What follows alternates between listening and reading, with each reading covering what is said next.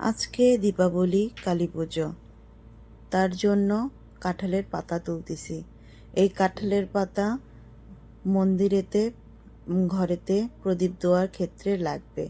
প্রদীপের নিচে কাঁঠালের পাতা দিতে হয়, তার জন্য কত খুঁজে খুঁজে কাঁঠালের পাতা তুলতে এলাম আমি, বর আর ছেলে মিলে।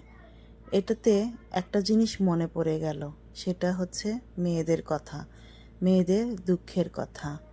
সেই দুঃখের কথা মনে পড়ে গেল যে মেয়েরাও ওই কাঁঠালের পাতার মতো। কাঁঠালের পাতা আজকে ভীষণ প্রয়োজন, তাই নিতে এলাম, এত কষ্ট করে নিচ্ছি।